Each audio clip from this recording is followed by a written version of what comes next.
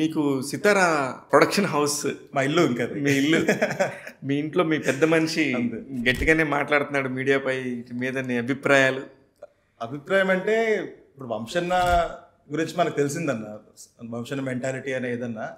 I think వంశన్న మాట్లాడింది నేనైతే agree చేస్తానండి ఒక విషయం about the reviews or whatever. ఎందుకంటే ఇప్పుడు ఫర్ ఎగ్జాంపుల్ ఎందుకంటే నేను అది ఆ రోజు ఎక్స్పీరియన్స్ అయ్యాను. ఫస్ట్ డే నేను నైట్ వెళ్ళాను మన థియేటర్కి, శ్రీరాములు థియేటర్కి వెళ్ళాను. నేను అసలు సెకండ్ హాఫ్ అసలు అంత ఎంజాయ్ చేయడము లాస్ట్ చూసి టెల్లు స్క్వేర్ కామెడీ సినిమా అంత ఎంజాయ్ చేస్తారన్న. సునీల్ గారి ఎపిసోడ్స్ అయినా, మళ్ళీ ఫాదర్ ఎపిసోడ్స్, మళ్ళీ బాయ్స్ కూర్చుని ఎపిసోడ్స్, ఇవన్నీ కూడా చైర్ల మించి పడి నవ్వారట. నేను చూసాను, నేను చైర్ల మించి పడి నవ్వాను ఒక సీన్కి అయితే. అదే అదే సో అప్పుడు నాకు అర్థమైంది, ఓహో ఇదంతా కాదు, ఆడియన్స్ మాత్రం ఎంజాయ్ చేస్తున్నారు.